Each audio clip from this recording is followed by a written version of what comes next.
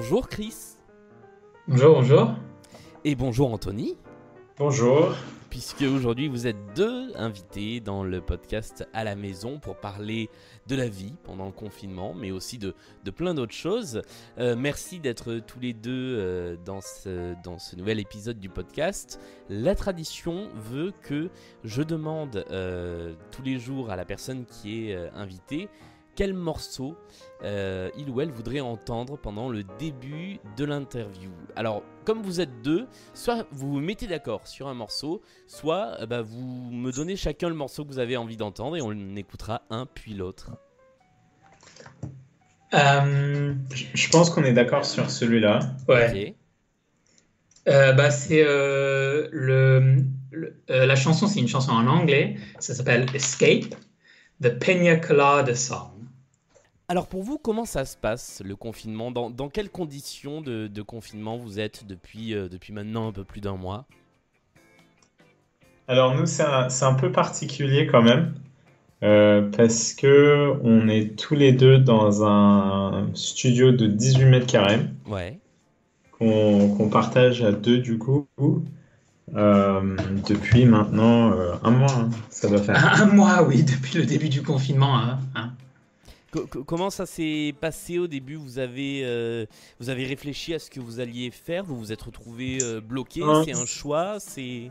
En fait, c'est un peu le hasard. C'est que on a tous les deux des emplois qui font qu'on est souvent à Paris, mais pas tout le temps. Ouais.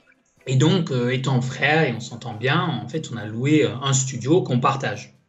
Et donc, c'est tantôt moi, tantôt mon frère qui est dedans, quoi, selon nos obligations professionnelles. D'accord. Et en fait, il se trouve que par hasard, au début du confinement, il fallait qu'on soit tous les deux à Paris. Bon, 2 jours dans le studio, ensemble, ça va.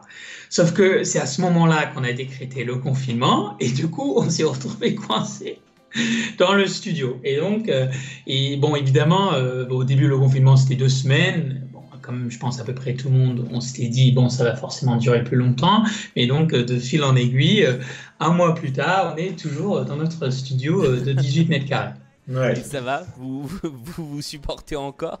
Oui, ça va. On a nos routines maintenant, nos habitudes. J'avoue que je pense après une semaine, on a quand même eu des gros doutes. On s'était dit, oulala, le confinement va se durcir et se prolonger.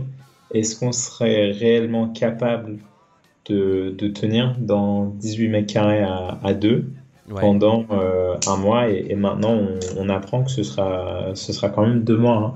Oui, On n'a pas au de total, pièces ça fera 2 mois. séparées, Ouais. à part le studio et les toilettes. C'est tout. Donc, En fait, c'est une pièce unique où il y a juste dans un coin un peu une kitchenette. Et puis sinon, il y a un petit balcon et les toilettes à côté.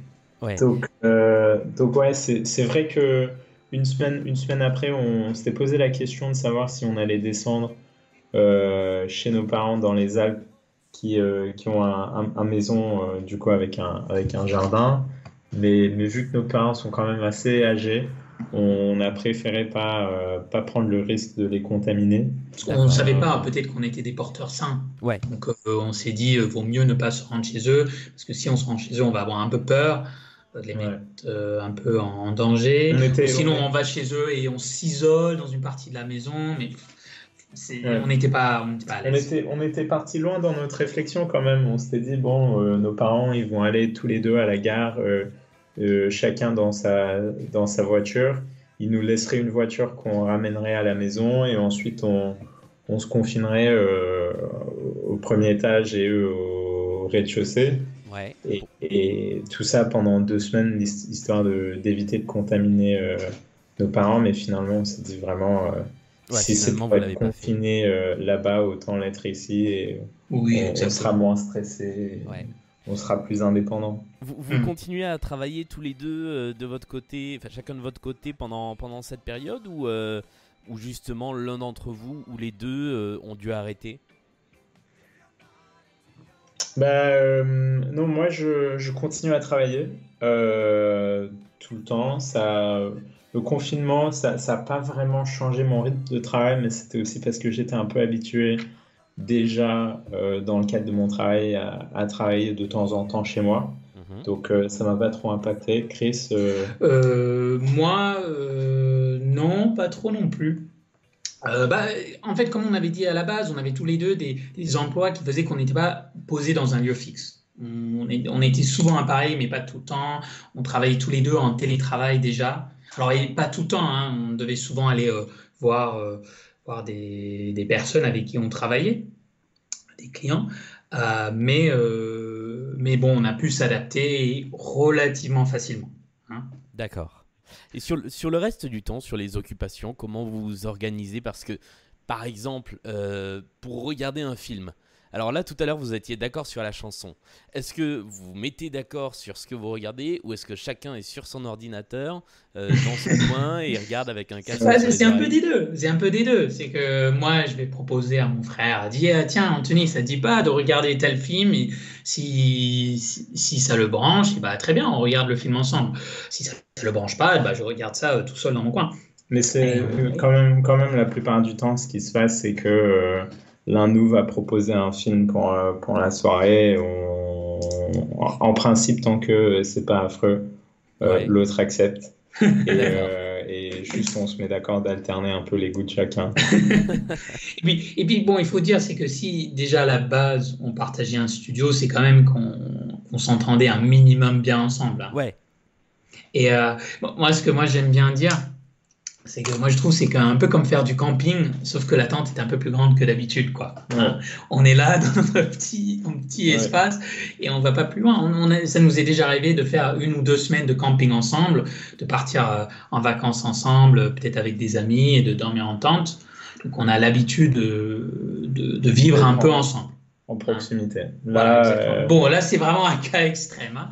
ouais. Et c'est temporaire, mais bon, on s'y adapte et ça marche, hein. On est quand même obligé de faire des concessions si l'un de nous a un appel téléphonique à passer.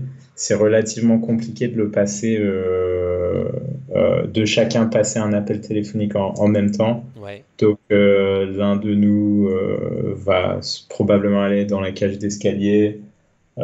Au tout début, moi j'avais des rendez-vous téléphoniques matinales tous les matins avec mon équipe et du coup en fait je sortais du lit, je faisais l'appel sur le balcon pour pas réveiller Chris. Donc c'est un D'accord. peu ce qu'on continue à faire. Ouais. Mais bon, alterne, il faut aussi que nous, on fasse chacun des efforts. Par exemple, il faut presque obligatoirement qu'on se couche à la même heure et qu'on se réveille à la même heure, quoi, hein, vu que c'est un tout petit studio. On a un petit truc, c'est que il va avoir l'un qui fait à manger et l'autre qui fait la vaisselle et on va manger la même chose et il faut qu'on se coordonne, quoi, hein. Ouais, ça demande quand même une petite réglementé organisation. là-dessus. Lui, il prend ses douches le matin, je les prends le soir. Voilà, des choses comme ça. Et on s'arrange. Ouais, On s'arrange pour être complémentaires, voilà. en fait, dans ce D'accord. qu'on fait. Ah ouais, Lui, c'est intéressant parce que il y a beaucoup de gens que j'ai eu dans ce podcast depuis le début qui a été confinés seuls qui disaient que une des solutions pour bien tenir pendant le confinement, c'était de mettre en place une routine. Et en fait, vous avez mis en place une routine, mais qui fonctionne à deux. Exactement. Et franchement, pour être honnête, on s'est parlé un peu au début, et on est un peu heureux qu'on est confinés tous les deux ensemble, parce que si par exemple moi j'étais tout seul dans le studio, mon frère était tout seul dans le studio, mais vraiment on se ferait chier, quoi. Ouais. Tout seul. On est au moins, certes, c'est vraiment d'un extrême à l'autre, mais franchement, en y pensant, on préfère cet extrême-là, parce qu'au moins on a une autre personne. Si ça faisait 1 mois que j'étais tout seul dans un petit appart, ce serait l'enfer, hein.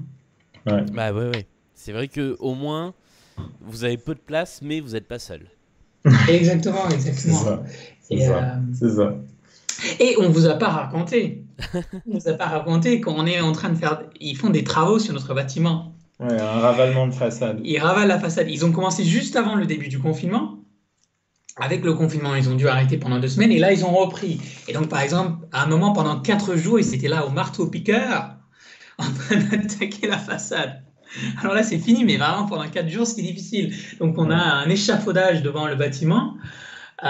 Surtout pour passer les appels professionnels j'essayais de me mettre dans la cage d'escalier, mais même dans la cage d'escalier, ça résonnait de partout. T'avais vraiment tout le bâtiment qui Ouais, résonnait. vraiment, il tremblait quasiment. Donc, Et même souvent, par exemple, quand ils font des travaux, bah, on ne peut pas aller sur le balcon parce que évidemment c'est dangereux. Donc là, ça rajoute encore un aspect. ouais. L'avantage quand même, c'est avec l'échafaudage qu'ils ont posé, ça a quand même eu l'effet de doubler la taille de notre balcon. Parce que du coup, on a le balcon plus l'échafaudage, quoi. Ah ouais, du coup, vous avez déjà tenté de franchir le balcon pour passer sur l'échafaudage? En fait, il n'y a plus de barrière. Ils ont enlevé la barrière entre les deux, d'accord. quoi. Donc les deux sont au même niveau. Et donc ça nous a agrandi le balcon. Et du coup, on se pose le soir et on mange ensemble le soir sur notre balcon en plus, quoi. Ouais. Comment est-ce que vous voyez l'après-confinement? Alors maintenant, on a à peu près une date, on ne sait pas si on va pouvoir tous sortir en même temps ou pas, mais on a un horizon. Pour vous, ça va se passer comment? Le premier truc que vous ferez, ce sera quoi?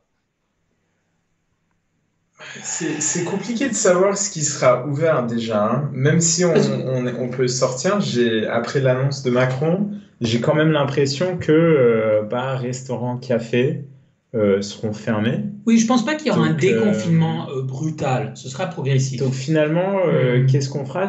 On va probablement organiser une sorte d'apéro, en fait, entre amis, je pense. Peut-être. Mais même là, par exemple, moi, ça ne m'étonnerait pas qu'il y ait un déconfinement, mais quand même pas le droit d'être plus de 5 personnes réunies, quoi, des choses comme ça. Moi, j'aimerais bien faire du vélo. J'en fais une journée entière de vélo et vraiment m'épuiser. Ouais. Voilà. Ça me ferait du bien. Ouais. Dernière question que je pose à tout le monde dans cette émission. Quel serait, et du coup je vais demander à chacun d'entre vous, votre conseil, alors qui peut être un conseil télé, livre, musique, jeux vidéo, comme vous voulez, ou un conseil de quelque chose à faire pour passer le temps pendant le confinement. Alors peut-être que maintenant on a appris comment passer le temps, mais pour tenir jusqu'à l'horizon de la fin de ce confinement.